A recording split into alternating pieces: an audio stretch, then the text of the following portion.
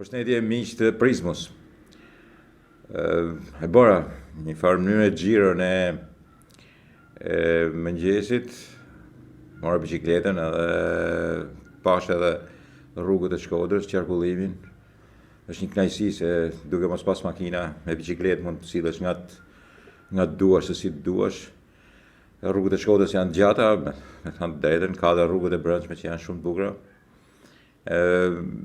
Në këtë moment që janë bosh edhe shijohet qyteti, është e vërtet që nuk duhet takuar me njeri, por edhe shumë njerëz nuk ka, por është e vërtet që kjo është puna më e mirë për ta përballur në një farë mënyrë pandemin, për të përballur koronavirusin. Sot do t'ju flisja për dy mënyrat dhe historitë e vjetra me pandemit. Dy mënyrat e botës sot në përballjen e koronavirusit është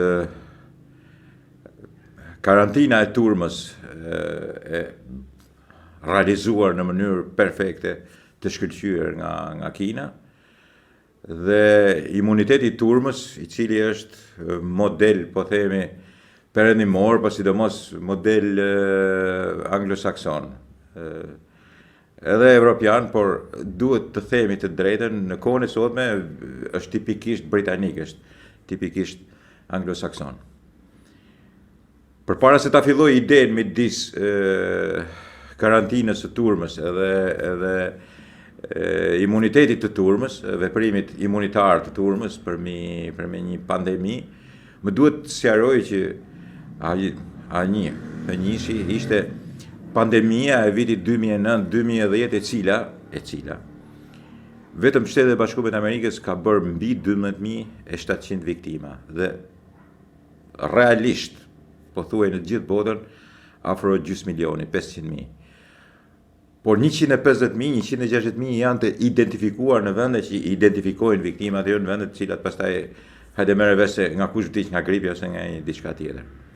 Por në Shtetet e Bashkuara të Amerikës gripi i derrave bëri një nga masakrat më të mëdha që mund të jetë realizuar në kohë moderne nga pandemitë ose nga epidemitë e jashtëzakonshme. Ku e kam fjalën? Në vitin 1988 është gruaja e parë që smuret nga gripi i derrave. Kishte shkuar në një fermë meksikane, nga Meksika lindi gripi i derrave, sepse sot ankohen na erdhi nga Kina, po nga Meksika, çfarë ishte problemi?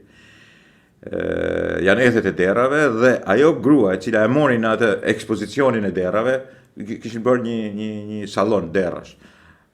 Thjesht po demonstronin në një fermë se si mbashtrohen edhe rriten derrat. Ethet e derrave ose gripi i derrave u përpunua gjenetikisht, u vetë përpunua gjenetikisht edhe shkonte edhe ke njeriu. Dhe viktima e parë e sqaruar në Shtetet e Bashkuara të Amerikës është pikërisht një grua në vitin 1988. Ka pas edhe në vite tjera, po epidemia filloi pikërisht në fillimin në janarin e vitit 2009. Në prill, presidenti Obama shpall si sot presidenti Trump emergjencën kombëtare për mbi epidemin. Por kishin filluar rastet e shumta të vdekjes. Edhe ai grip ishte po thuaj njësoj, shfaqes njësoj si koronavirusi, nuk kishte vaksin, dëmtonte sidomos njerëzit me vështirësi në frymëmarrje, domethënë goditje të parën sistemin e frymëmarrjes së njeriut dhe i vdiste. Momenti kryesor i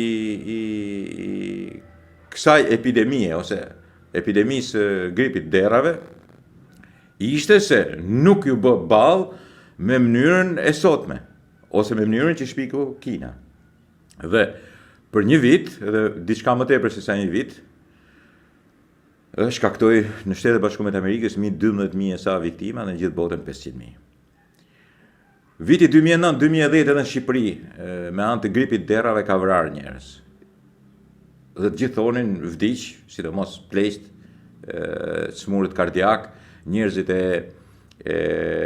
me smundje reumatizmale, me vështirësi në frymëmarrje, po sidomos me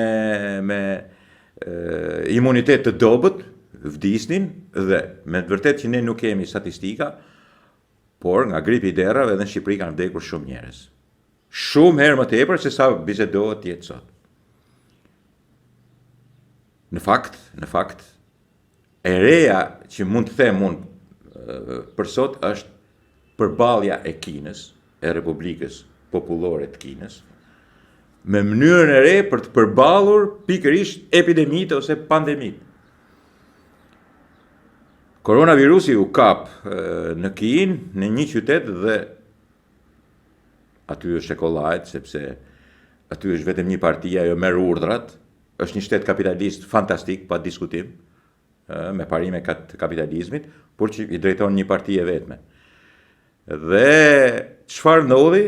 Nuk u lejua që të kishte parimet që sot i kanë britanikët, dhe ta sqaroj më vonë, të jetë imuniteti i turmës. Jo, turmën do ta izolojmë.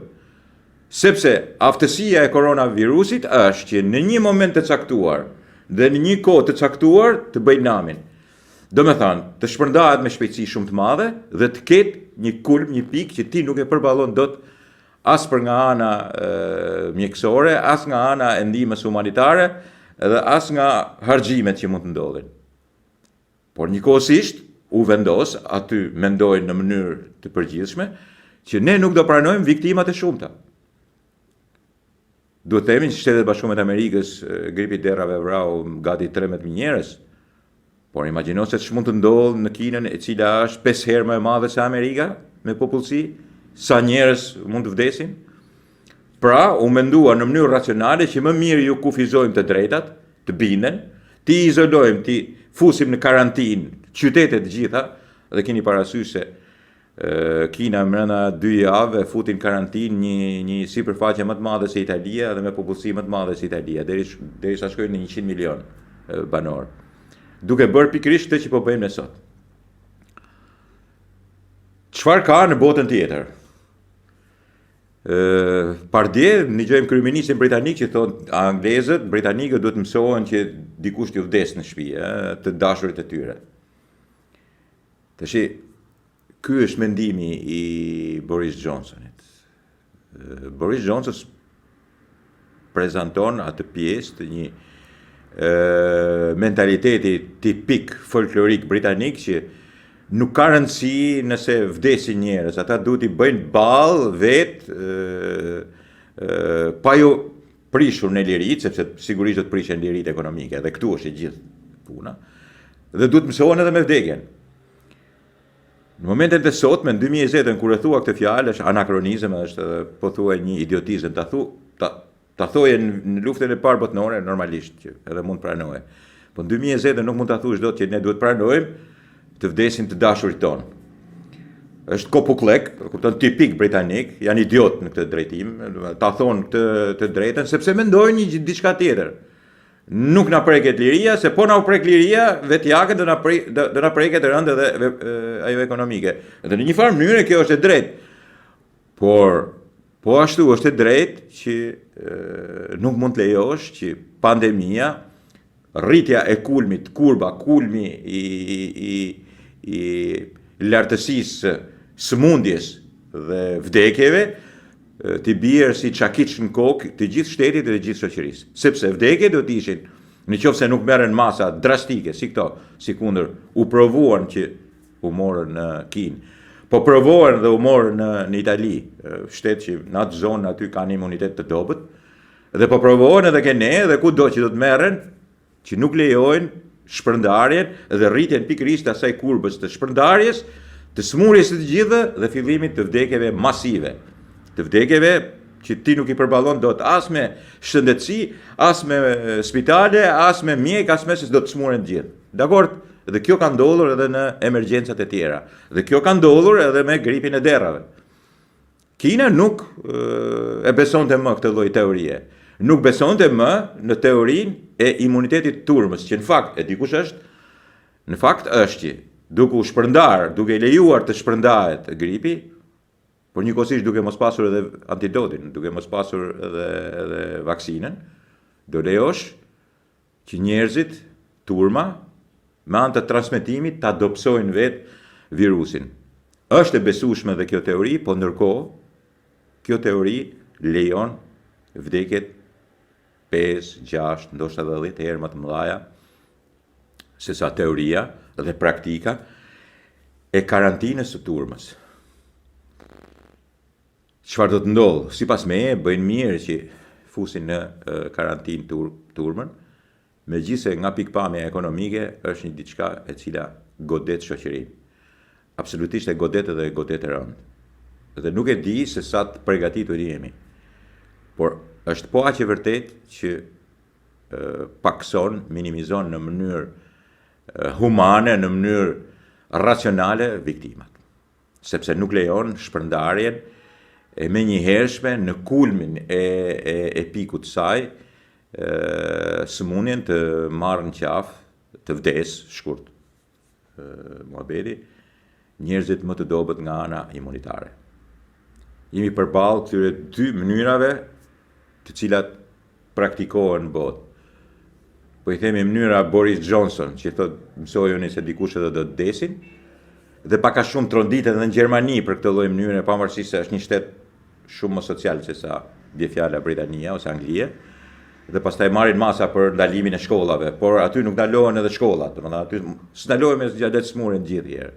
Pastaj duke e transmetuar ke njëri tjetri virusin, ai do dobësohet edhe në fund do të lëshohet. Ashtu si kundër thonë që kush ju siguron ju që e keni izoluar tash e keni futur popullin në karantinë, që nuk do kthehet ditën që vjen, ose kalon vera, natyrisht që virusi në verë vdes, por të kthehet në dimër. Janë teoritë, të cilat janë në kushtet e mungesës një vaksine, një antidoti, i cili me sa duket do të bëhet, bota do ta zgjidhin këtë problem, ju krijon një lloj pështjellimi të tillë. Gjithsesi, në karantinë, pa karantinë, veprimi për të ulur vdekjet është veprim human. Është veprim që mbyt, unë jam i pari që nuk e duroj dot në mbytjen e lirisë time, sidomos lirisë lëvizjes. Nuk ka zot që më marr në shtëpi, do dal me biçikletë, do dal në kamp, do bëj diçka sepse nuk mund të qëndroj 24 orë në shtëpi. Asnjë ditë vetme. Do dal, nuk do takohem me njerëz, patjetër do zbatoj gjithë rregullat, por nuk mund të izolohem në shtëpi sepse më duket vetja sikur nuk marr frymë. Megjithatë, edhe kjo lloj karantine, e lëvizjes masive të njerëzve që do ta shpërndanin në mënyrë katastrofike për të sjellë pastaj atë dëmin e madh të jashtëzakonshëm të ngritjes së kurbës së infektimit masiv dhe të vdekjeve masive. Dhe këtu është e gjithë historia. Nëse kjo karantinë që bëjmë ne, ky izolim, ky shtetërretim që bëjmë ne, ndikon vrullshëm në pikërisht eliminimin e kësaj kurbe të lartë, kësaj ngritjes së një niveli të tillë, atëherë është e mirë, është e pranueshme, duhet bërë. Boris Johnson, me që është edhe i ishull, le të rrinë me mentalitetin e vetë. Dhe Amerikanë, qofse kanë qejf që të ndjekin, mundet edhe të ndjekin. Të ruajnë ekonominë, megjithëse jam i qartë që ekonomia botërore do psoj goditje, sepse gjithë shtetet nuk kanë për të ndjekur. Shembulli më i mirë është fitoria që bëri Kina. Bëri Kina duke u mobilizuar. Është një shtet që mobilizohet dhe që jep leksion çfarë do lloj shteti tjetër. Marrëzirat tona me vëllezërit Lleshi që knojnë me çifte li Kina e Macedonit janë budalliqet e shqiptarëve, marrëzirat e folklorikëve që vazhdojnë la. Këtë gripin që erdhi nga Kina dhe që vret shumë më pak njerëz se përballet, i thonë në Macedonit, edhe atë gripin që na erdhi nga Amerika dhe që vrau njerëz këtu, atë nuk thonë që ishte ku diun, Obama sa ku diun se kujt mund të ishin. Këto janë folklorizmat tona, budalliqet tona, si dikur që ishim djemt e tezes të Kinës, tash i bëhemi antikinezët ne. Gomarliqet tona nuk marrin kurrë. Dhe folklorizmat tona, budalliqet tona me çifte li edhe pa çifte li, edhe me fyje edhe me intelektual që i thonë mall kinezët den kinez, Kina superfuqia ekonomike e vetme e botës, pothuaj sot. Ajo që përballë të gjitha gjërat i zgjidh më herë, nuk na nderojnë. Megjithatë, kush merret me hajvan të tillë, të cilët duan të shpërndajnë në rrjetet sociale hajvanllegun e vet. Unë kam përborx të them që dy janë metodat, si kundër ju shpjegova. Metoda e parë është karantina e turmës, metoda e dytë është ajo që kanë britanikët, që ka perëndimin që nuk do të ndali punën, nuk do të psoj humbje në asnjë mënyrë në lek, pranon të ketë humbje njerëzore, pranon që t'i vdesin njerëz, por ekonominë nuk do ta dëmtojnë dhe që është imuniteti i turmës. Kush do të jetë më e mirë? Sigurisht unë kam hallën e ekonomisë sepse është ekonomia shumë e rëndësishme, por halli më i madh që duhet të kenë njerëzit është jeta e njeriut. Dhe jeta e njeriut imponon karantinën e turmës. Boris Johnsonit nuk ja uroj, por ta provonte një vdekje në familjen e vet. Unë nuk ja uroj. Por po t'i ndodh, ai ta pres me si temon me gentilesën britanike. Vdiq. Edhe ta mbylli aty problemin. Ne kemi për detyrë ta përballem si shoqëri duke u bindur që virusi kur nuk ka antidot dhe kur nuk ka vaksinën duhet përballur me karantinën që bindet të bëjë atë që njerëzit shpeshherë nuk binen, disiplinën.